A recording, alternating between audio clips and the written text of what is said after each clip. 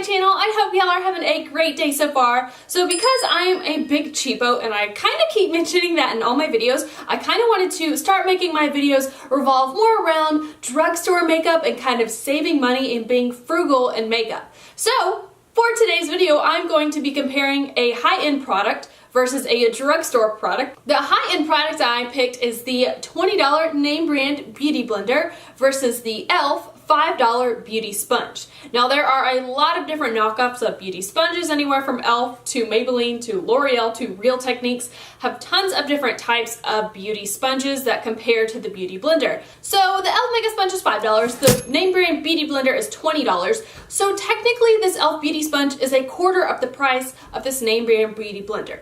And for those who have never been in makeup, spending $20 on a dang sponge is kind of insane. But for us in the makeup community, we know that the Beauty Blender is amazing. It is amazing for blending out your makeup, leaving this flawless finish, and you can't see any streaks or any marks at all. You just look at it flawless like a Beyonce.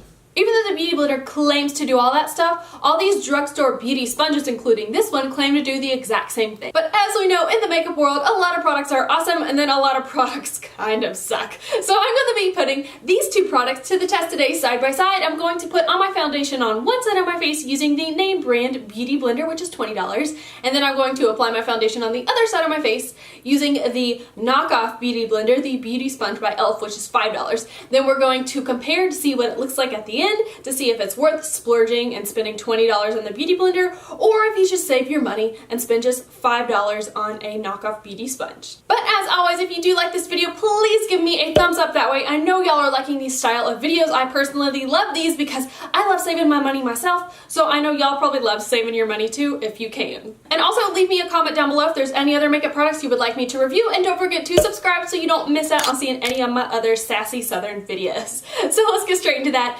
Beauty Blender Beauty Sponge makeup comparison review. Alright, so now we are obviously zoomed in so you can see a little bit closer of what my foundation is going to look like. I will go over what these sponges feel like in my hands first before I start applying my foundation. So neither of these are dampened yet. I did want to kind of feel them and talk through what they feel like before I actually start applying my foundation, so y'all know a little bit more about the product. So as you can tell by these Beauty Blender Sponges products, I have used both of these before. I have read online that sometimes for a beauty sponge you're supposed to break it in, and by that you're supposed to use it for a week or two and then the beauty sponge really starts to work well, because sometimes beauty sponges, as definitely the knockoff ones, can be a little bit harder and not as soft when you first get them. So I wanted to really give both of these a chance. But feeling them in my hands so far, the Beauty Blender does feel a little bit softer than the e.l.f. beauty sponge. It's not that big of a difference, but it is a little bit noticeable. I'm going to hold these up so you can see the actual size side by side of these beauty sponges today. So the Beauty Blender right here has a little bit more of a point than the e.l.f. beauty sponge does, but both of them do have a nice point up at the top. They are about the same size, but this is them dry. I'm going to go dampen them and I will be right back. So now that they are dampened, you can see they have grown a little bit in size. The e.l.f. one grew kind of a lot larger in size than the Beauty Blender one did, but I will start applying these on my face so we can see what they do. But before I do that, I'm going to put on some of my Mickey ears so I get my hair out of my face. And plus I really love Disney, so that's just me wanting to throw a Disney reference in my video. Oops, sorry, not sorry. So if you couldn't tell already, I don't have on any makeup products besides my brows right now because I didn't want to come on camera with some scraggly looking brows. No thank you. But I do have primer and moisturizer on, so I'm just going to get straight into applying my foundation. I'm going to start applying my foundation on this side of my face using the name brand Beauty Blender. I'm not going to spend too much time explaining what the Beauty Blender does because we all know here in the makeup community that the Beauty Blender does amazing things for blending out your makeup and making it look good, but it is $20, so hits the comparison video. And I am applying my Maybelline Fit Me Matte Plus Poreless because y'all know my favorite foundation of life. So good. But as you can see, it applies really nicely and it does have this nice point up here, which is really nice for getting around areas like my brows and getting it up into my hairline without getting my foundation that much into my hair. And it's also good for under eye areas like this, getting your foundation up under here. So in real time, that didn't even take 5 minutes for me to apply my foundation. It went on super, super easy. I just put it on the bottom part of my beauty blender and just dabbed it all in there. We looking good so far. Now I'm going to go in with my e.l.f. beauty sponge to see how this does compared to the beauty blender side. I will say this does feel a little bit softer now that it is dampened. Before I was a little bit scared because it did feel a little bit coarse compared to the beauty blender, which is super, super soft. But now it does feel a little bit better, so let's see how this does.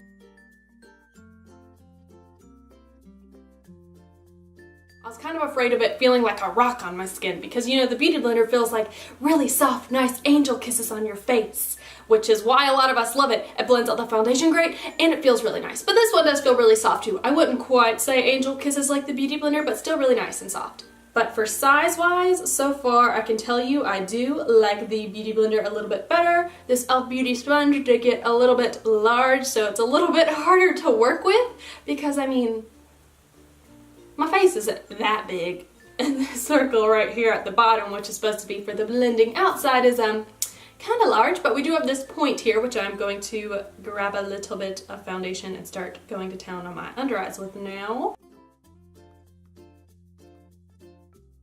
Okay, so it does get under the eyes nicely.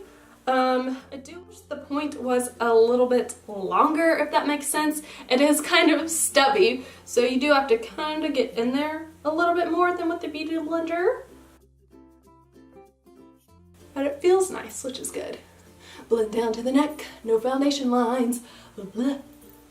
Coming in pretty close here, I can't really see any streakiness or anything that the beauty blender left or the e.l.f. beauty sponge left. I think we do look pretty good. The only tiny spot I'm seeing is right here on the very inner part of my nose, almost like not noticeable, so it really isn't that bad. I didn't quite get the foundation in there that well because the e.l.f. beauty sponge doesn't have that sharp of a tip. Alright, so I'm going to apply the rest of my face and I will be right back with my final thoughts. Alright y'all, so now I am back with a full face. I decided to kind of go with a neutral eye and a bold lip today. Let me know what you think. I'm kind of vibing this. Yeah. So when examining my foundation a little bit closer, I really didn't see any flaws besides that one little portion around my nose that was due to the e.l.f. beauty sponge not getting in there good enough. But then I just kind of touched it up and it was fine. But if this had a little bit more of a point, that wouldn't have been a problem. So that was the only problem I really ran into with this $5 e.l.f. beauty sponge. They're still dampened, and feeling them, their texture is about the same. They're both pretty soft, which is amazing considering this one's $15 less.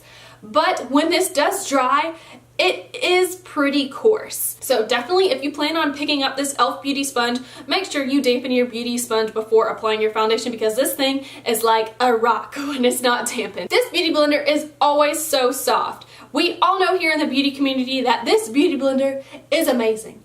It blends in your foundation flawlessly. It's like soft little angel kisses on your face when you're dabbing it in there. So you're really not technically ever beating your face because it's so soft. So my final thoughts are, yes, the beauty blender is a little bit better, but it's also $15 more than this one.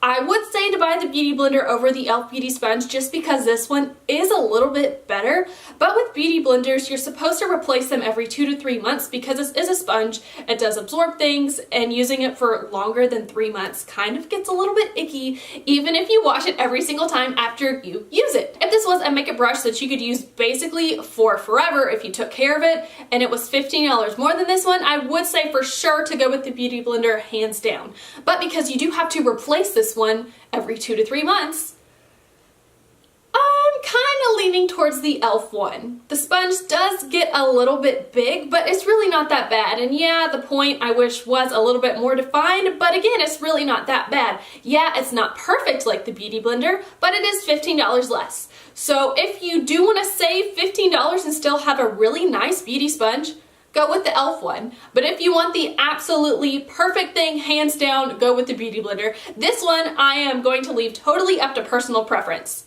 If it was me though, I'm gonna buy the knockoffs because not only is this e.l.f. beauty sponge really great, there are also other really good makeup brands that make great knockoff beauty blenders. Real Techniques also has some amazing beauty sponges that I love, which are really, really nice for blending out your foundation and are also around the like $5 to $7 to $8 range too. But still not trying to knock on my beauty blender. I love this thing. I'm going to use this as long as I possibly can because the beauty blender is the most perfect beauty sponge I have ever used. The shape is lovely. It's always really soft. It's just, we're good friends. But the Beauty Blender is $15 more than this e.l.f. Beauty Sponge. So because I am the big cheapo and the frugal person that I am probably going to be sticking to the knockoff e.l.f. Beauty Sponge. Alright y'all, so this is all for this Beauty Blender Showdown Beauty Blender review of the high-end $20 Beauty Blender versus the drugstore e.l.f. Beauty Sponge for $5. I hope y'all enjoyed playing with some new makeup tools with me today. I love doing these high-end versus drugstore makeup reviews. This review is a little bit different because I do actually really love both of these. It just comes down to price more than anything else because both of these are really great. Leave me a comment down below if you have tried both of these and which one you like a little bit better, or if you've tried a totally different beauty sponge and you like that one a lot better than either of these. I would love to know y'all's thoughts as always. Thank y'all so much for watching. I love y'all so much, and I will see y'all in my next video. Bye!